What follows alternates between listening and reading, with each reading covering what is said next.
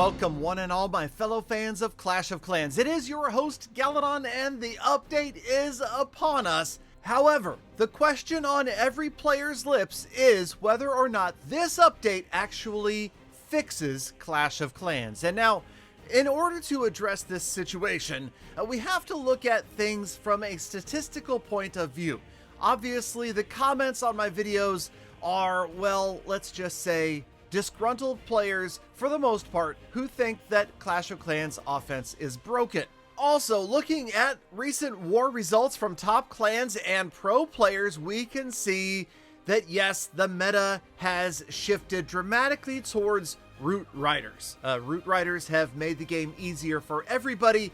They take Electro Dragon spam to a whole new level, and there seems to be little disagreement about that. Also, there is some discussion regarding the overall strength of offense and the fact that many other attacks are doing very well. Other ground smash attacks, queen charge attacks, and even Lalo crushing these Town Hall 16 bases at a greater rate than ever before. Now, we also know that the Clash of Clans team has intentionally made Town Hall 16 a little bit easier. We also need to realize that there is a possibility of other upgrades to Town Hall 16, and the balancing may not yet be complete. Think about it like steering a large boat or barge. Okay, maybe a bad analogy given the recent events in the news. But no, what I'm saying is, in order to bring the game into balance, they need to make a lot of small changes rather than dramatic, big, fast changes, because they could err in the other direction. And that's not what anybody wants to see, especially Supercell. And what I mean by that is that, yes, the Clash of Clans team has admitted publicly that players are more active because they are having more success on offense. So I can pretty much guarantee you that we are never going to see a return to the difficulty of Town Hall 15 here at Town Hall 16, and probably not at any point in the future. In fact, what seems to be all but a foregone conclusion at this point is the introduction of some sort of hard mode or pro mode as a way to appease the very top echelon of players, because let's look at this again. Like I said earlier, from a statistical point of view, we are going to pop on over to clashspot.net and take a look at some of these numbers. Now, I can't say that they are completely accurate, but I figure this is a good representation of the overall trophy spread of the top players in the world. So with the many millions of daily active players in Clash of Clans, the number of players that are at 5,800 or above around the end of the season, well, it comes down to just about 2,600 players in the world are at or above 5,800 trophies, and that does seem to be where things start to change. And I have gotten to just about 5,800 in the past, and I can tell you that yes, obviously you get to that point and almost every single defense is going to be a 3-star, just as we see in competitive play right now in CWL Champion 1. And yes, that's going to be an infinitesimal number of players.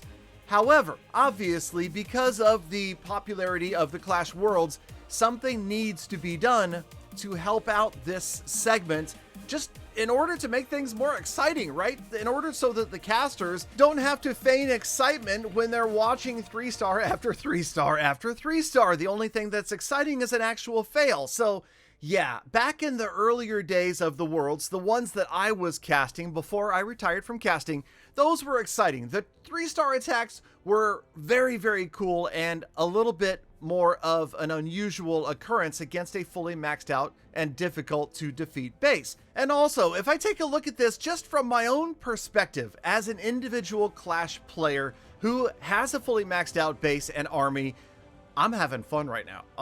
I can't lie. I mean, no, I'm not tripling every single attack. Root Riders are a lot of fun, and for some reason to me, they're more fun than Electro Dragons ever were. And I don't know if this is personal bias or not, you're free to call me on it in the comments, but I feel like this Root Rider spam attack requires a little more spell timing and placement, a little more skill than the ultimate E-Dragon attack, but I would also argue and agree that this is resulting in way more 3-star attacks than Electro Dragon spam ever has. So I can understand both sides of the argument, except for the one that calls for anything having to do with a hero nerf or a hero equipment nerf. I think that would be probably the biggest single mistake that this Clash team could make since the old days of the old hero nerf back in like 2015 or so. You can't give players something significant, something to work towards, to upgrade, give them the chance to fully max it out, and then take it away. That's just bad business, and I actually don't really have a fear that the Clash team would try anything like that. Right? No. Okay, we can all agree on that. So I think that, again, the answer is going to be a gradual balancing, a gradual strengthening of some defenses. Maybe those last cannons and archer towers will see an upgrade here at Town Hall 16. And yes, Fernando, the Clash of Clans community manager, has already publicly stated that there is likely going to be some sort of pro mode or hard mode. It just hasn't materialized yet. We haven't seen any sneak peeks or inklings of that change, but we all know it's coming, or think it's coming, or something similar. And I'll show you the Tribe Gaming war record at the end of today's episode. It is still crazy, and I would imagine, although I don't see the overall stats, that many other Champion 1 and Worlds competitive clans are experiencing the exact same thing. I tried and tried again in today's episode to find non-Root Rider attacks, and you can't blame Tribe Gaming for doing something like 90 to 95% Root Rider spam attacks, because if something works, you should be using it. There were a few other strategies in there, mostly Lalo and the like, but yes, obviously everywhere you go, Root Riders are dominating Clash of Clans. And again, I love it. I don't think it's that much different than when Electro Dragons dominated the middle ranks of players, you know, the average player, everybody trying to use that to have success in the game. If I had to make a prediction, I do think that we will see more balancing of Root Riders, maybe not by nerfing them directly, but perhaps some other defensive balancing changes, improvements. I don't think this current update is going to make that much of a difference, and I just have time for, I think, one more comment, but please do feel free to leave your comments down below, your thoughts. I always check out the comments and delete most of these. Thank you, Galafan, for sticking around all the way to the end of today's episode. Now get out there, make the best of the rest of your day, week, month, and year. Know that I appreciate every last one of you. Please do stop by a kick.com live stream, and I hope to see every last one of you back here again tomorrow for more Full Attacks.